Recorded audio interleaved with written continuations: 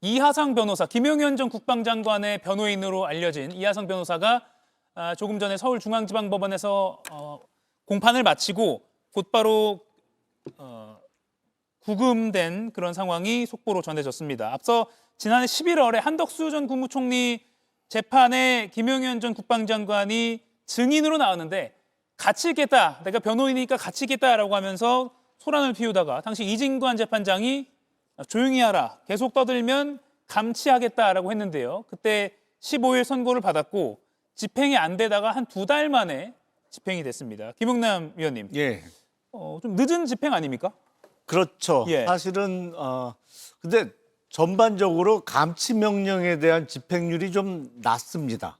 그러니까 감치 명령이 확정된 이후에 누가 그거를 감치 명령서를 들고 경찰관이나 교도관이 막 잡으러 다니는 것이 아니기 때문에 일반적으로 감치 명령의 집행률이 좀 낮은데, 이거는 사회적 이목이 집중되는 사건이었기 때문에 조금 그래도 적극적으로 집행을 해야 되지 않냐라는 의견이 많았음에도 불구하고 아마 이하상 변호사가 지금 자기가 감치가 되면 김용현 피고인의 변호인으로 활동이 중단된다, 뭐 그런 주장을 했던 것 같아요. 근데 예. 다소 늦게라도 집행이 된 게 어쨌든 법 집행은 누구나 예외 없이 평등하게 이루어져야 되기 때문에 다행스럽게 생각이 됩니다. 예.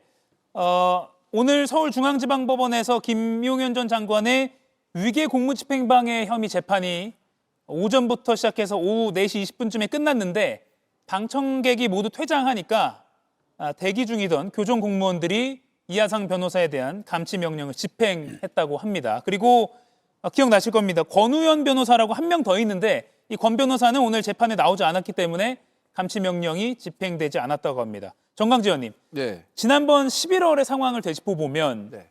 감치 명령이 한번 집행됐는데 구치소에 갔다가 인적 사항을 제대로 확인이 안 됐다는 이유로 당시 석방됐거든요. 당시에도 이제 법을 아는 사람들이 이 법을 이용해서 빠져나가는 이른바 뭐 법 기술자, 뭐 법꾸라지 이런 평가를 받았었는데 예. 지난번 김건희 여사와 관련한 선고 공판에서 뭐라고 했었냐면 형무 등급이라고 했잖아요. 예. 법을 집행하는 데 있어서 귀천을 가리지 않는다, 누구에게도 차별을 두지 않는다라고 했으니까 이렇게 법 기술로 한순간의 위기는 모면할 수 있겠지만 엄격한 법 집행을 영원히 피해갈 수는 없다라는 생각이 들고요. 예. 저는 과거에 그 이하상 변호사가 했었던 법정 내에서의 행동은 충분히 문제가 있다고 생각합니다. 더군다나 법정 밖으로 나가서도 재판장에 대해서 인신 모독성 발언을 했던 부분, 이런 것들에 대해서 법 집행이 이루어졌다는 측면으로 이해하고 있습니다. 예. 근데 생각해 보니까요. 2월 19일이 윤석열 전 대통령, 김용현 전 장관 등에 대한 내란 혐의 1심 선고일입니다. 그런데 오늘 집행이 돼서 15일 감치 명령을 받았는데 당시 제가 말씀드린 한번 들어갔다가 그때 뭐 인적 사항 때문에 한번 나왔잖아요.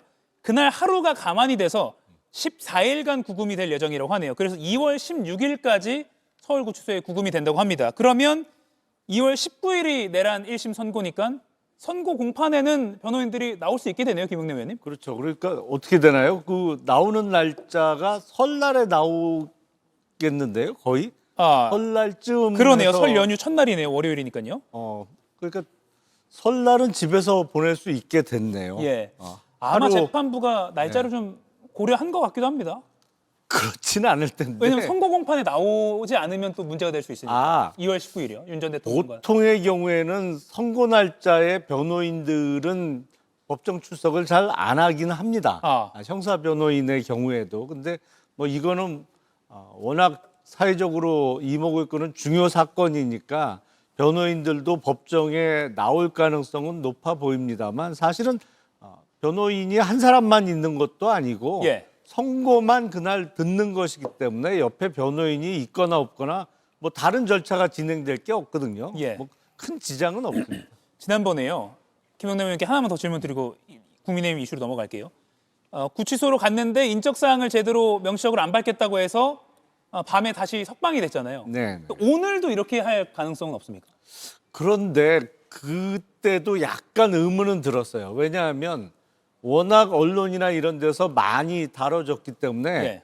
그 사람의 특정이라는 게 꼭 그 사람의 이름, 주민등록번호, 주소 뭐 이걸 다 확인해야만 되는 것은 아니거든요. 그러니까 예. 생김새나 어떤 신체 특징을 갖고도 특정을 할 수가 있습니다. 그래서 그때는 그렇게 본인의 인적 사항을 묵비하면서 감치 명령이 집행되는 경우가 조금 드물어서 교도관들이 소극적으로 임했던 거 아닌가 싶은데 예. 오늘은 오늘부터 14일 동안은 거기서 자게 되지 않을까 싶습니다. 예.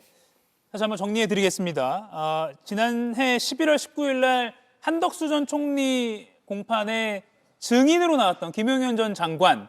근데 김 전 장관 측 변호인이 증인이지만 내가 함께 있겠다라고 해서 소란을 피워서 지금 화면에 나오는 이진관 당시 재판장이 한 번만 더 발언 계속 이어가면 감치하겠다라고 했고요.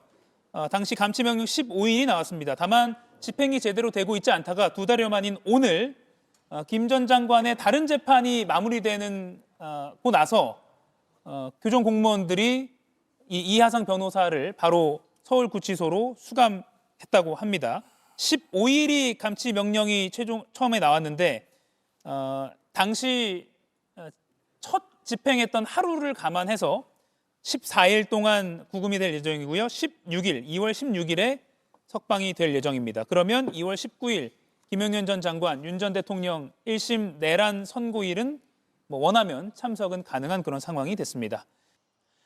이가혁 라이브를 시청해 주셔서 고맙습니다. 이가혁 라이브는 평일 오후 5시 TV와 유튜브로 실시간으로도 함께 하실 수 있습니다.